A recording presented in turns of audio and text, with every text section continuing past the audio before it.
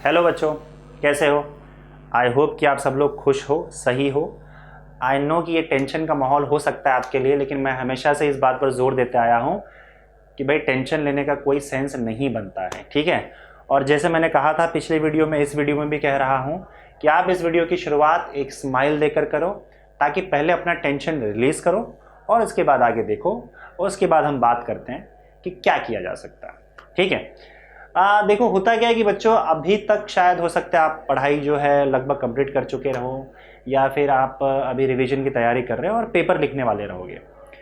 Maharashtra state board का exam आपको पता है काफ़ी नज़दीक आ चुका है, अगले महीने है, और अगले महीने आपका बहुत ज़्यादा टाइम अभी बचा नहीं है। तो पेपर प्रैक्टिस करते समय कुछ चीज़ों की प्लानिंग ज़रूरी होती है। वो इसीलिए क्योंकि हो सकता है कि आप बहुत अच्छे से पढ़ो, लेकिन अगर आपने कुछ मिस्टेक कर दिया प्लानिंग में, पेपर लिखने के प्लानिंग में, तो कई जगहों पर बेवजह आपके मार्क्स कट सकते हैं।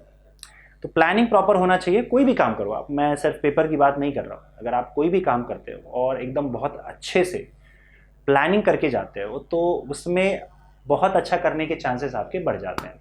यही मैं चाहता भी हूँ, इसलिए अब तक मैंने ऐसे कोई वीडियोस नहीं बनाए थे, लेकिन मैं सोच रहा था कि आपको कहीं बेकार तरीके से गाइडेंस मिले, उससे अच्छा है कि भाई यहाँ से थोड़ा प्रॉपर और ठीक तरीके से मैं आप तक चीज़ें पहुँचा दूँ।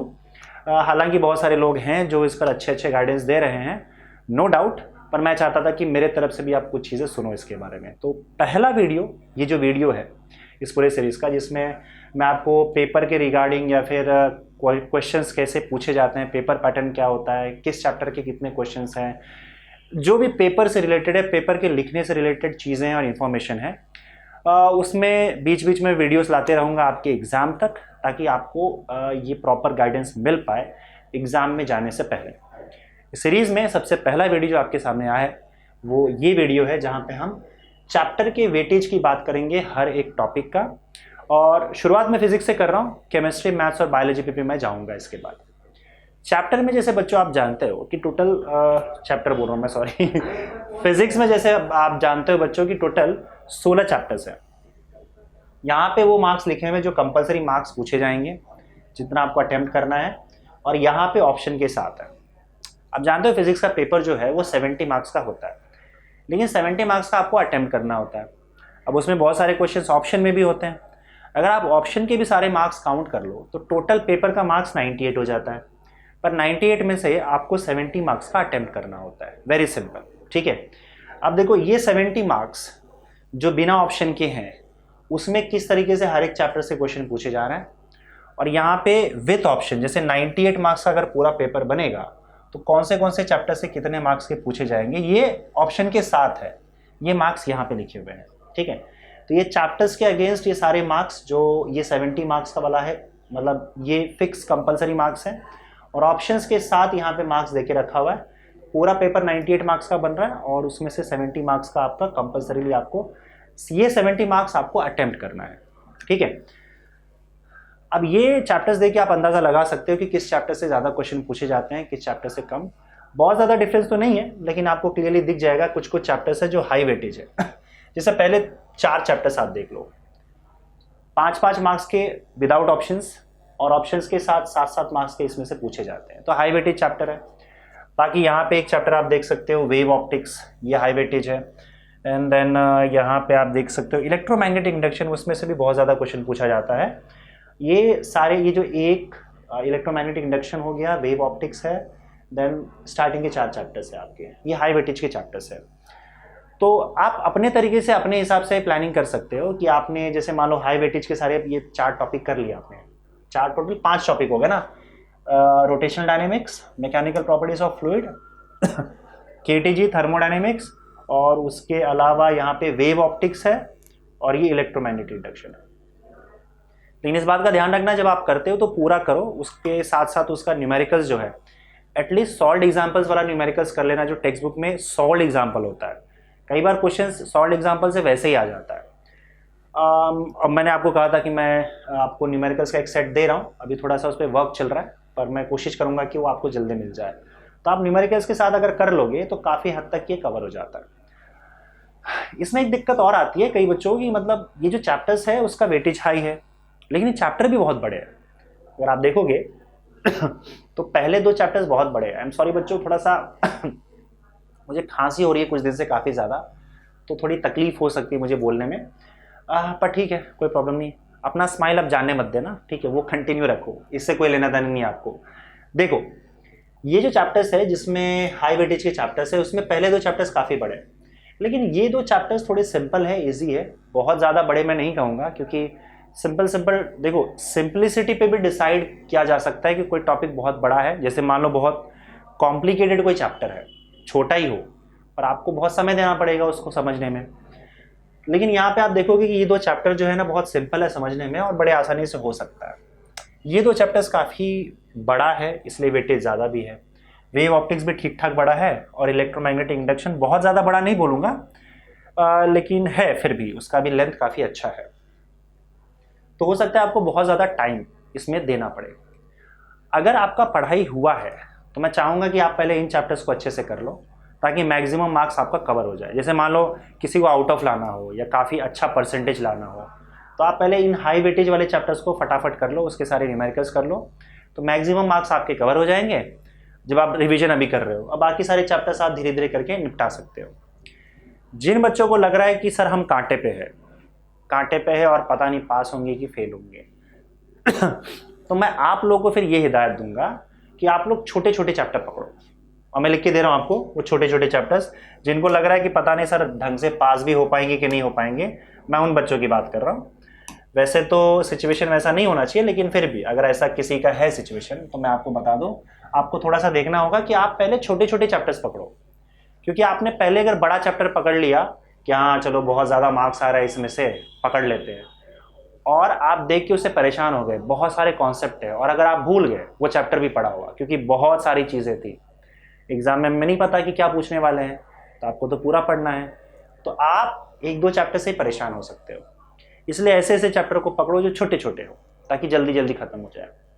उन चैप्टर्स में मैं आज चाहूँगा आपको कि पहले तो ये 3rd चैप्टर आप देख लो, छोटे छोटे चैप्टर्स की बात कर रहा हूँ, ताकि आपका ये तो कंफर्म हो जाए कि भाई ठीक ठाक चलो निकल गई हमारी गाड़ी, कांटे पे नहीं है, कांटा को पार कर गए। फिर आपके पास टाइम बचता है तो बाकी चैप्टर्स कर सकते हो। 3rd चैप्टर यहाँ पे मैं कहूँगा, और वो बहुत ज़्यादा मुश्किल नहीं है, बहुत ज़्यादा लेंथ नहीं है, उसका छोटा चैप्टर है। देन आपका एक करंट इलेक्ट्रिसिटी है, मैं इसको बहुत बड़ा चैप्टर नहीं मानता, क्योंकि बहुत सारी चीज़ें नहीं है, कुछ फिक्स चीज़ें हैं, 2-3 डेरिवेशन है, किरचॉफ्स लॉज है, और उसके अलावा लास्ट में फिर एमीटर और वोल्ट मीटर है। तो मेरे हिसाब से बहुत कम चीज़ें हैं, आप सारे कर लोगे, और कुछ न्यूमेरिकल्स भी इसके सिंपल ही होते हैं, वो कर लोगे तो आपका काम बन जाएगा। Then you have magnetic materials, ये आप कर सकते हो, ये भी बहुत छोटा चैप्टर है और फिर dual nature of radiation matter, ये भी बहुत छोटा चैप्टर है। एंड देन वी हैव, उसके मार्क्स आप देख सकते हो 4 है 5 है 4 है 5 है वो इसीलिए क्योंकि चैप्टर भी बहुत छोटा है। सेमीकंडक्टर्स बहुत छोटा चैप्टर है, ये भी बहुत छोटा है। ये चैप्टर्स अगर आप कर लेते हो, मैंने आपको क्वेश्चंस ऑलरेडी दे रखे हैं, आप वो थियरी क्वेश्चन देख सकते हो। न्यूमेरिकल्स का मैं देखता हूँ कुछ दिन में, अगर मुझे लगेगा कि मैं उसको बना के आपका वो भी लिस्ट में आपको दे दूँ तो ठीक। तब तक आप क्या करोगे कि एटलीस्ट जो सॉल्व एग्जाम्पल है, टेक्स्ट बुक में आपके सॉल्व किए हुए एग्जाम्पल्स होते हैं, उन्हें अच्छे से देख लेना। बहुत ज़्यादा कॉम्प्लिकेटेड कोई न्यूमेरिकल लगे तो आप छोड़ दो, नहीं तो आप छोटे छोटे सारे न्यूमेरिकल्स अच्छे से कर सकते हो। मैं न्यूमेरिकल्स का जो कुछ भी रहेगा वो मैं आपको पेपर पैटर्न का मैं एक वीडियो लाने वाला हूँ, उसमें आपको मैं बताऊंगा कि किस तरह से कहाँ कितने न्यूमेरिकल्स पूछे जाते हैं, तो आपको एक और अच्छा आइडिया आ जाएगा। ये चैप्टर्स होने के बाद आप एक थर्मोडायनेमिक्स पे भी चले जाना। थर्मोडायनेमिक्स ये भी बहुत ज़्यादा बड़ा चैप्टर नहीं है और बहुत सिंपल चैप्टर भी है, लेकिन 1 2 3 4 5 आप देख रहे हो ना, 3rd chapter, 9th chapter, 11th chapter और 14th चैप्टर, ये छोटे छोटे चैप्टर्स है जो बड़े, आप इवन एसी सर्किट भी आप देखोगे। उसके बाद अगर मान लो ये चैप्टर्स हो जाने के बाद आप अगर चूज करो तो फिर और छोटे चैप्टर्स पे जा सकते हो जिसका वेटेज 4-4 मार्क्स का है, आप उनको पकड़ लो और फिर बड़े चैप्टर को पकड़ सकते हो।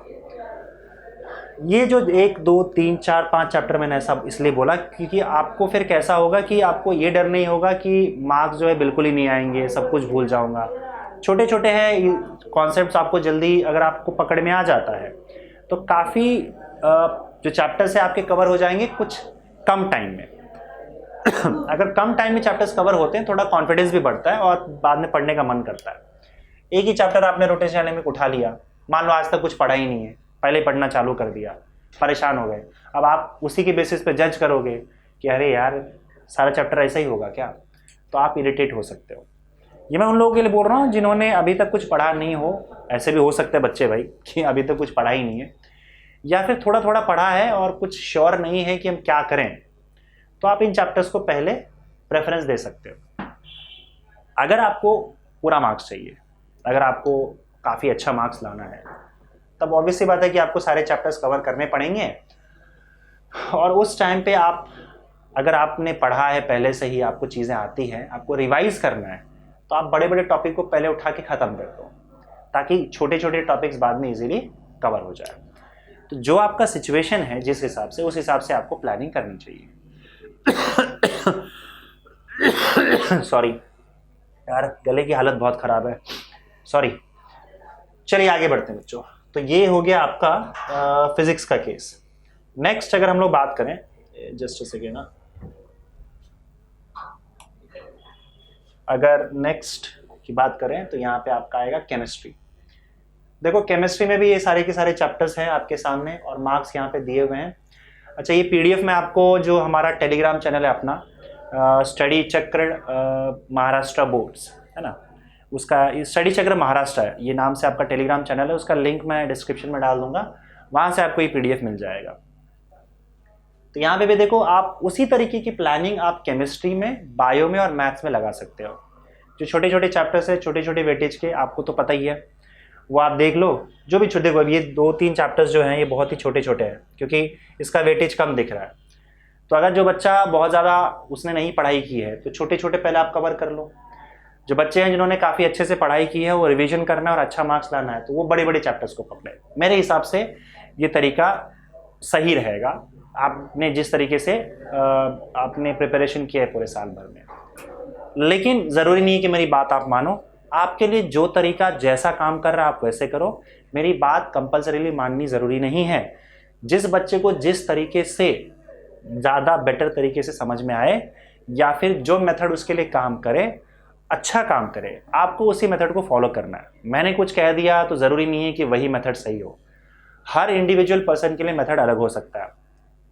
मैं अपने हिसाब से बता रहा हूँ, अगर मैं होता तो शायद ऐसा करता, मेरा अगर ऐसा सिचुएशन होता तो। लेकिन आप अपने तरीके से भी कर सकते हो। अगर आपके पास कोई तरीका नहीं है, तब आप इस चीज़ को फॉलो करो, ठीक है, इतना आप रिस्क ले सकते हो।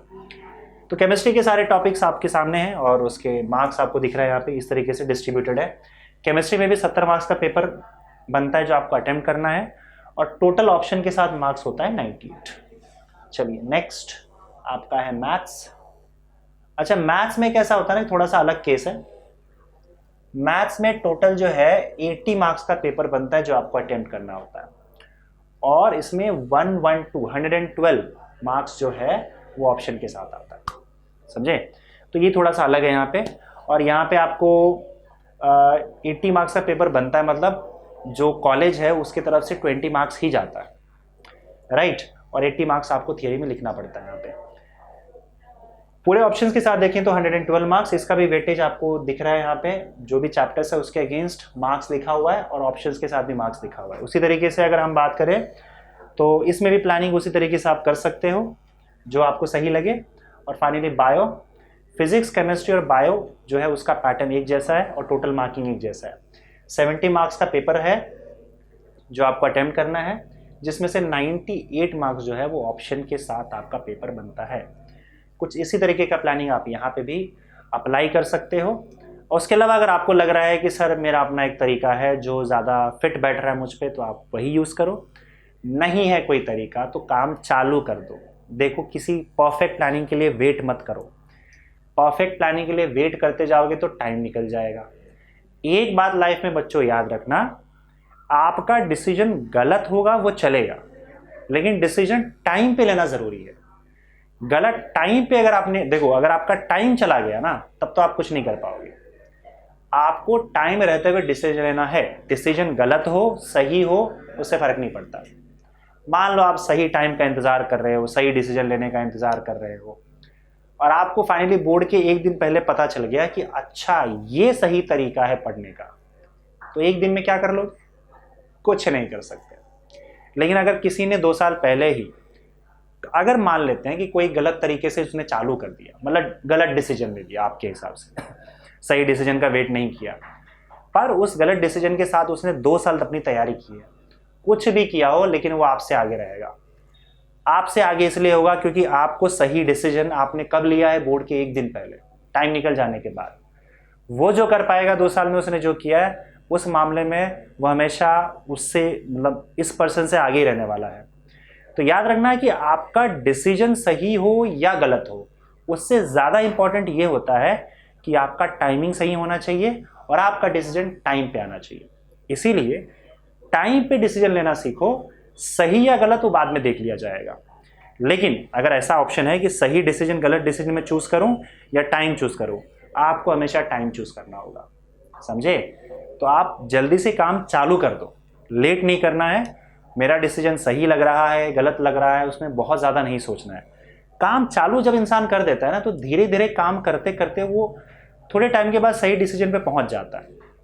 अगर कोई 2 साल पहले तैयारी चालू कर देता है 10th के बाद, फिजिक्स केमिस्ट्री मैथ्स और बायो, भले ही गलत तरीके से चालू करे, पर उसने काम चालू कर दिया। काम अगर एक बार चालू कर दिया तो यहाँ वहाँ ऐसे वैसे करते करते कुछ टाइम के बाद वो खुद ही सही डिसीजन पे आ जाएगा और सही ट्रैक पे आ जाएगा, क्योंकि उसने जल्दी चालू कर दिया, टाइम पे चालू किया। टाइमिंग इंपॉर्टेंट है, और फिर धीरे धीरे करके वो अपना पेस बढ़ा लेगा। तो इसीलिए आपको काम चालू कर देना, सही गलत का बाद में देख लेंगे हम लोग, ठीक है? और फिर मैं कह रहा हूँ, मैं जानता हूँ कि चीज़ें बहुत नज़दीक आ गई, एग्ज़ाम बहुत नज़दीक आ गया, लेकिन हर एक चीज़ को आप देख लो, और उसमें मुझे ऐसा लगता है कि आप जिस एज में हो, आप स्टूडेंट्स हो, बच्चे हो, बच्चों को हर मामले में खुश रहना ज़रूरी है।